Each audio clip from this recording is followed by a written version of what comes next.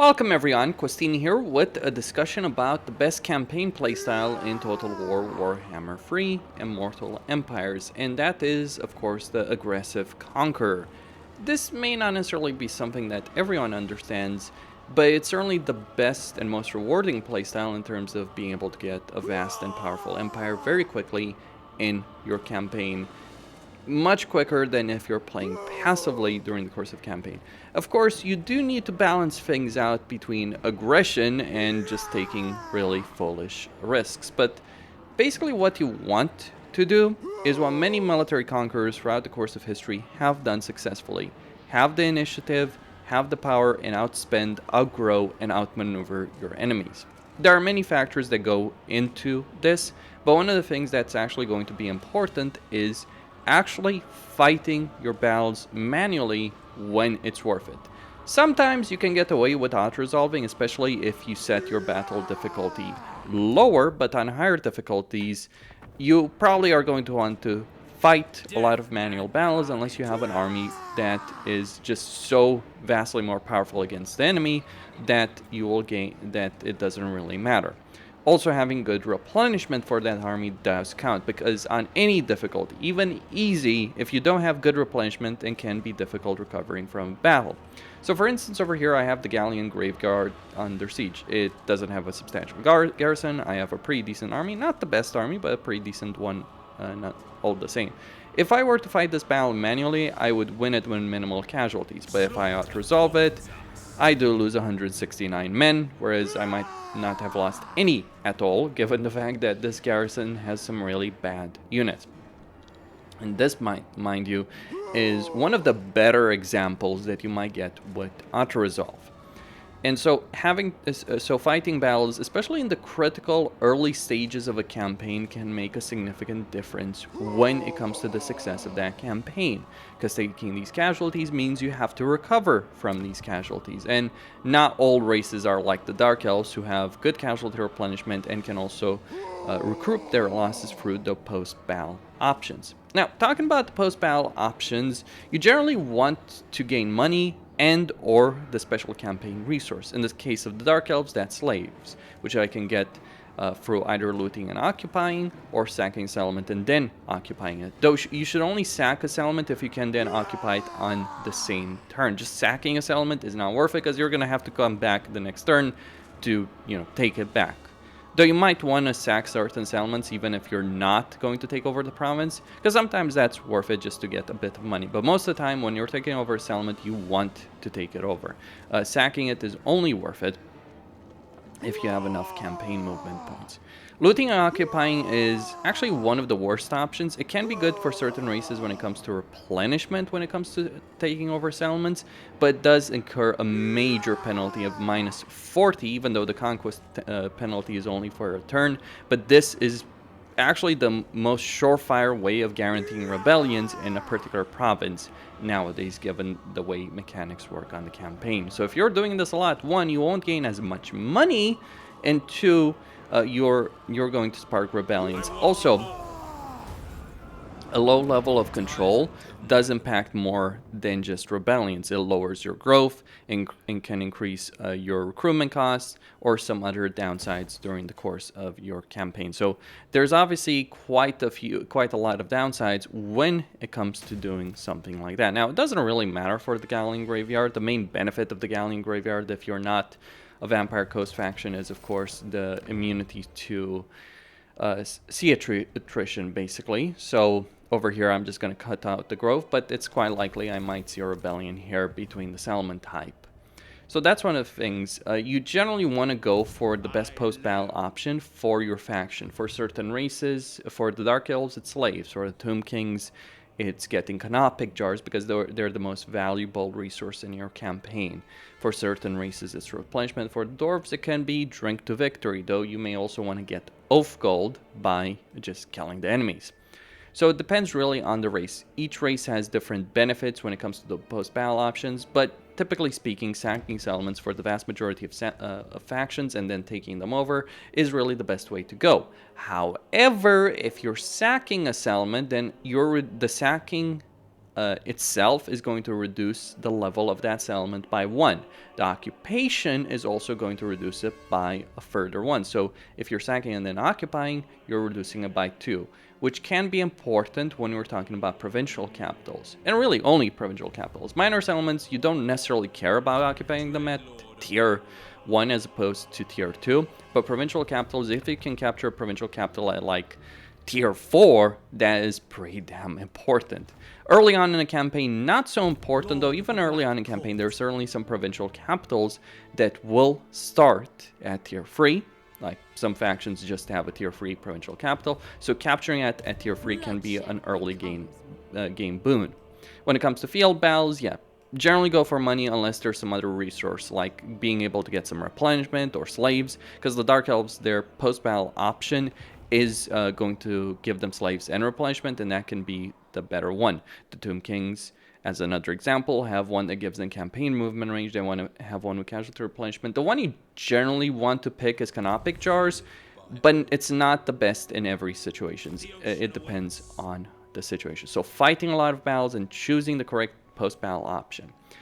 Another thing is aggressiveness. Being very aggressive in your expansion. Like this is turn 64 and this is my empire. These are my allies. This was a bit ridiculous even by my standards, to be quite honest. I didn't necessarily realize just how ridiculous Morathi was until I really played her campaign, but this is pretty absurd, I have to say.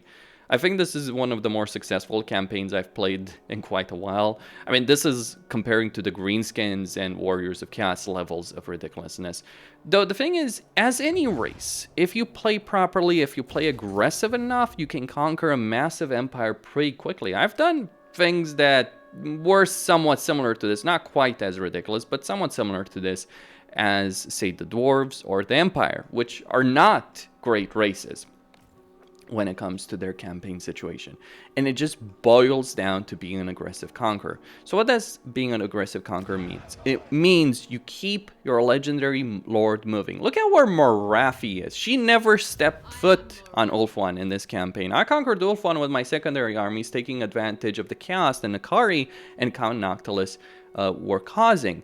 And I conquered it because I saw an opportunity to do so. I knew Noctilus, like for instance, when I saw, like over here, vision-wise, I could only see this coastline at that point. I didn't have a relationship with Noctilus, so I didn't really know what he was doing. But then I saw that he had conquered all of Terranok. Now I have it, I'm wiping him out. And I figured to myself, if he's got all of Terranok, then that means he's doing pretty well in his campaign. One way to judge this, not just for vision, is by going into this list. It becomes useless later on in the campaign when you're so far ahead of everyone else if you've conquered, but going into this list and seeing the strength ranking of a faction. So for instance, over here, I can tell that the Blessed Dread is not necessarily in a really hot situation because just based on their strength ranking, they're holding on, but they're not doing very well. And other factions as well. This is important early on. Just looking at this diplomatic list of factions next to you can give you a lot of information, even if you don't have vision over them, because it tells you. If they're low on this list, that means they've taken a lot of casualties. If they're high on this list, if their balance compared to you especially is good, it means they have more armies than you. So those are the kind of things you have to consider in the course of your campaign when it comes to your actions. Because you want to be aggressive, but you also want to be smart. You don't want to start wars with people that are stronger than you. That's the important thing. But you always want to keep your legendary lord moving, always conquering, always taking territory. So for instance, here is Morathi. I just moved her basically from here, took this settlement, then took this settlement, then this settlement. There are ways to help you out when it comes to conquering settlements. An example is, on Morathi, on turn 1, I took the Petrified Forest. On turn 2, I took Great Rock Point. Now, you can't reach from Great Rock Point to Tor, but the way you can do this is by recruiting a second army to help you do it. So I recruited a second lord on turn 2 while Morathi was taking Great Rock Point, recruited some units, force marched Morathi from Great Rock Point, transferred the units over there so they weren't fatigued, and took Tor. And that meant that at turn 4, I had this entire province very quickly. Don't spend time recruiting. Don't waste time to try and get an army. Your initial army is always going to be capable of dealing with your initial foes. It might be difficult, but is capable of doing so. Or if you're waiting for a very short period of time. Sometimes, if you want to give yourself a leg up in a situation, early game, let's say, okay, the enemy you're fighting might be substantial. You might win the first, second battle, and you always want to keep your Legendary Lord moving, but you're going to need some more substantial forces. Well, one of the things you can do, especially if you're moving to another province, a great example of such a situation is actually Katrin over here, because she starts here, but she wants to conquer this province. Well, one of the things you can do as Katrin is you move and take the army, the Norscan army that's here, you take the settlement, you locally recruit units with her, but then at turn 1, you also get the Lord in Kislev, and you both locally recruit, and you globally recruit, and you also switch the commandment to go give you local recruitment capacity. On turn 2, you move Katrin over here, you put her in the camp stance, and you, with the local recruitment capacity, you're going to increase how many units you can recruit that turn. You max out the amount of cost stars. You're starting global recruitment turn 1, so basically it's going to be finished by turn 3. And when you're attacking the settlement on turn 3, you're going to do so with a full stack of units. Katrin doesn't start with a full stack of units and wouldn't be able to get it otherwise. So being able to just recruit units very quickly is important. Always recruiting at the start of the game.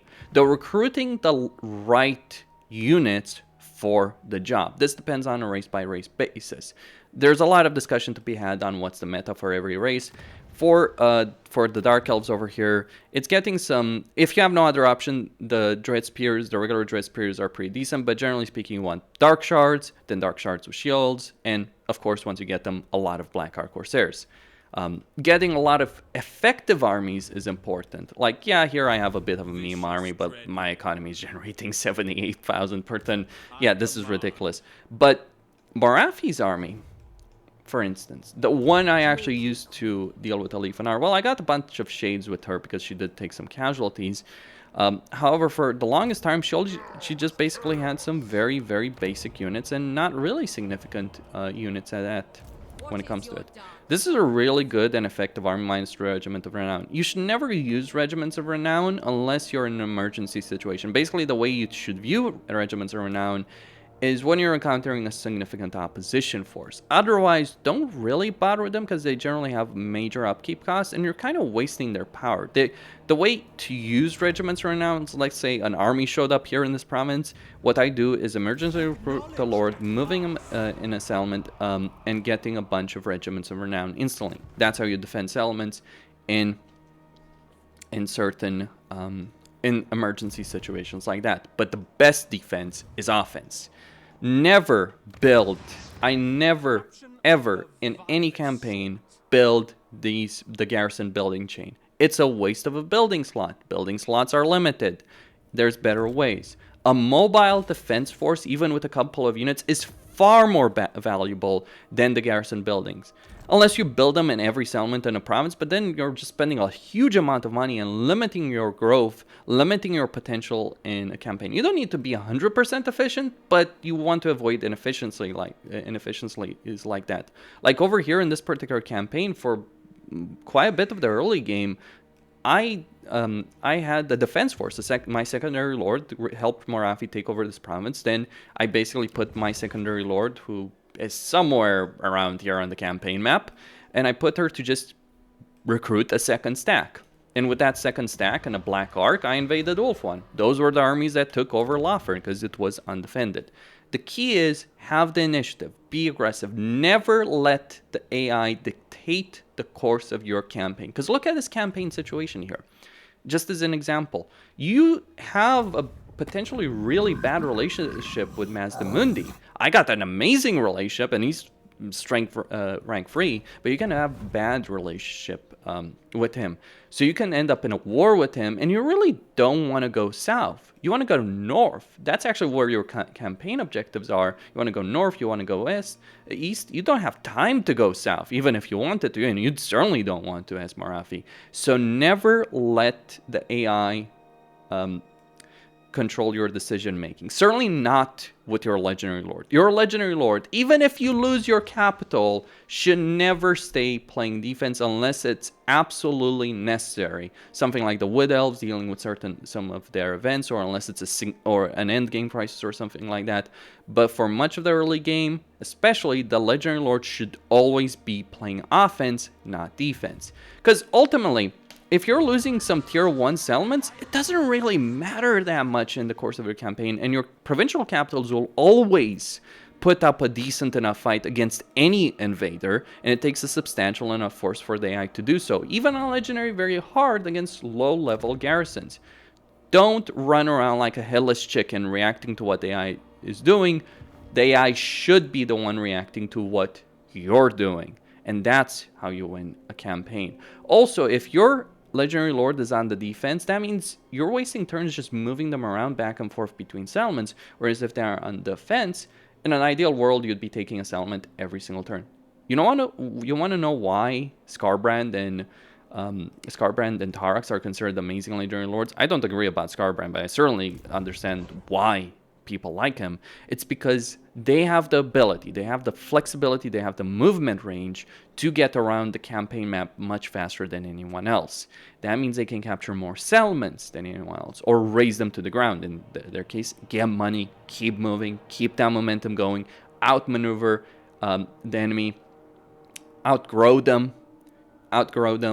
Consider the fact that with many races, not all of them, but with many races, you have the ability of outspending, outgrowing, outnumbering the AI on any difficulty in the game. On lower difficulties or Legendary, it doesn't matter. These tactics will work on any difficulty in the game. The one downside on a lower difficulty, yes, on a lower difficulty there are downsides, is that the AI may be a bit too passive. So that means they might hole up in a provincial capital instead of being out in the open. Very few open field battles are actually genuine challenges, especially for a Legendary Lord. Some are in certain situations, especially if you've taken casualties, significant casualties from previous battles. This is one of the reasons dwarves are in such a poor state, because they can take significant casualties despite the heavy armor of their units. The odds resolve certainly doesn't favor anyone at the moment, certainly not them or the vampire count, so you don't want to take those casualties, but you will, and you can't recover from them easily. But if you show up with a full stack of units against the vast majority of Legendary Lords, unless it's some insanity like Valkia, which just refuses to die even when she has an entire stack of Dark Shards shooting at her, or Dwarven Quarrelers shooting at her, she just will stay alive. But in the vast majority of cases, you show up with a full strength stack, full health, decently experienced, properly leveled, you will win that battle if you're playing properly. So most of the time, most of the battles you're fighting in a campaign are not significant battles. They're actually very insignificant battles, but what is significant is that you go into that battle, you minimize your casualties, you maximize the amount of damage you're doing against the enemy, so you can then move on to the next battle and the next. You should never stop moving.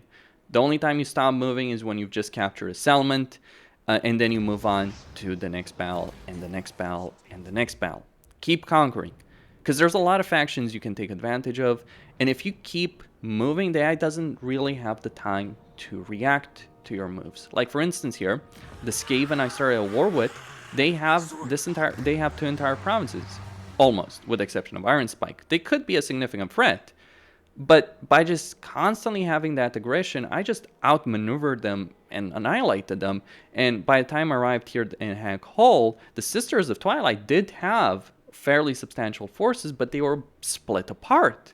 So looking at that situation, I defeated each of them on their own, because Marafi had the full stack of units. Her units were experienced, full strength, and I was able to defeat two full stack of units by the Sisters of Twilight, which certainly aren't the weak Legendary Lord over here, because they had weak units. So outmaneuver, outspend, outgrow your enemy. Capturing territory gives you money you can use on settlements, gives you territory where you can get more income buildings, and so on and so forth. That's why being an aggressive conqueror is really the way to go. And that's why certain races are much better than others, because they are very well suited for this playstyle. This is what defines the Greenskins, the Warriors of Chaos, the Vampire Counts, hell, even Bretonnia. You might laugh and scoff at the notion, but Bretonnia has an amazing playstyle well suited for this. Sure, they do struggle in sieges, and that can be an issue. Absolutely. But Bretonnia gets a lot of income from sacking settlements. They get a lot of money in general from the post-battle option to get money, though they're paying chivalry. Not great, but it's worth it. Believe me, the negative traits you're getting are well worth the price you're paying over there. And you can gain a lot of money. You'll have good growth. So if you keep going, even if your economy is in the red, you can just keep. You can have enough money for a next turn to keep you going for that turn. And if you can fight a battle that next turn, you're not bankrupt until you're bankrupt. This is the thing that keeps Skarbrand going, actually, in his campaign, because his economy, his finances are always going to be in the red, right? From very early on. But because he can always pick that next battle, he can always choose to fight that next battle. If you're playing him properly, he can always make money. I'm no fan of Skarbrand, by the way, in a lot of ways. I have a video to make on the subject why I think he's overrated, but he does have that strength. Or the Greenskins. That's one of their main benefits.